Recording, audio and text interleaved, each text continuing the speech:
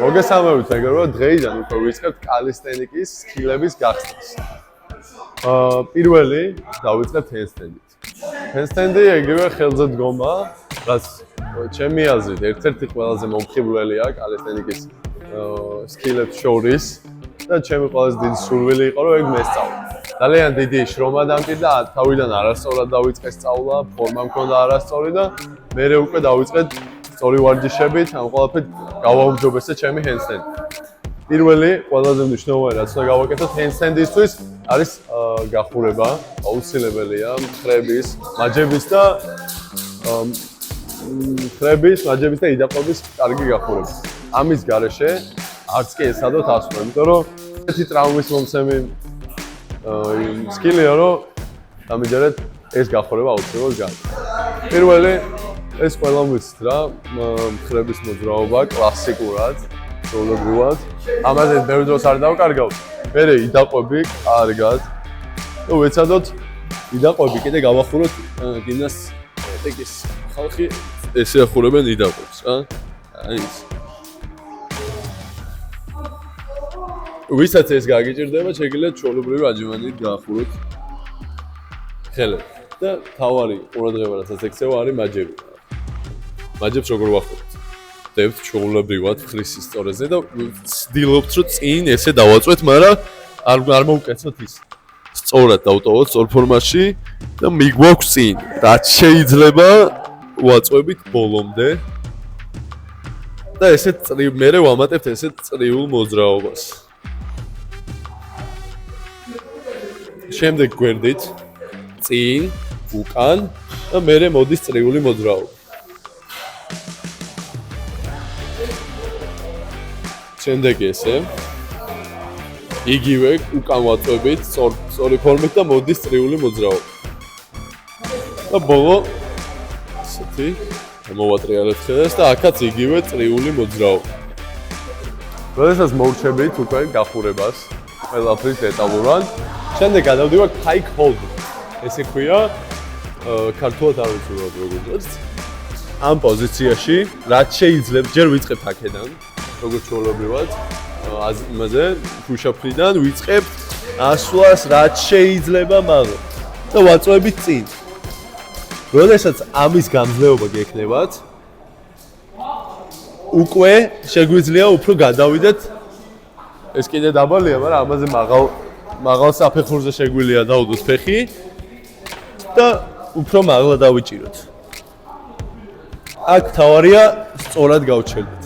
როდესაც ხრების ძალა იდეაში მერე უკვე handstand push-up-ზე რო გადავალთ, ხრების ძალა თავიდან ვითარდება აქედან რა. აი ამ ჩასვლით.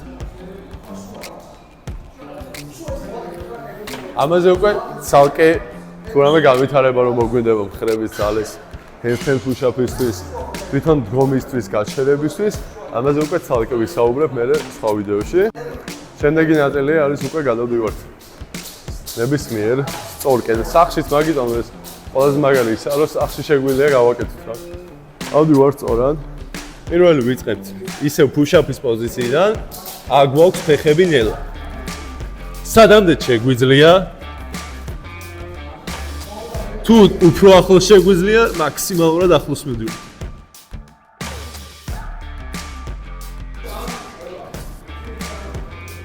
ამ პოზიციაში ვეცადოთ რაც შეიძლება დიდხანს გაჩერება. მერე მივდივართ ისევ წინ. ნელი ნაბიჯებით და ჩამოვდივართ. აქ თავარი ისაა, რომ ყველას თავიდან შეიძლება გავუჭირდეს ახლა ბოლომდე სისწორეზე გაჩერება. ეს გაჩერება ბოლომდე სისწორეზე თავიდან შეიძლება გავუჭირდეს ყველას რა. მაგრამ როგორც შეძლებთ, იმიტომ რომ შეგვიძლია აქაც რო გაჩერდეთ, არა თავიდან პრობლემა რა. თავარია ვეცადოთ, არ გავჩერდეთ, აი ეს ერთ დღეში არ მოვა რა. ამას უნდა სისტემატიური მუშაობა. შემდეგ ერთ-ერთი ყველაზე მნიშვნელოვანი საკუთარი თავის დაჭერის მაღლა ეს არის თითები. თითებს რა შეეხება? თითები წინ როცა რო არ წავიდეთ და არ გადავარდეთ, აკეთებს ამ მოძრაობას. აი ამას ვაკეთებ თითები. და არა ხელი. ანუ ვაგდებ უკან ჩემთვის, ახლა ქვემოთ გაჩვენებთ უკეთეს. როდესაც თითებს ვკეცავ და ვაჭერ, ტანი უკან მიმოქვს. ნახეთ? ანუ ჩემით კი არა, თითების ძალით მიმოქვს უკან. რადგან როდესაც წინ ვიხრებით, თითები მეხმარება რომ დავიჭირო ბალანსი და სწორად შევასრულო მოძრაობა. მას ამ პოზიციაში დადექით და ეცადეთ თითებით მიაწვეთ უკან თავს. და იმდანემდე უნდა მივიდეთ, რომ თავისით გადაგვაგდოს უკან. ეს რისთვის გვჭირდება ეხლა ვეღეს.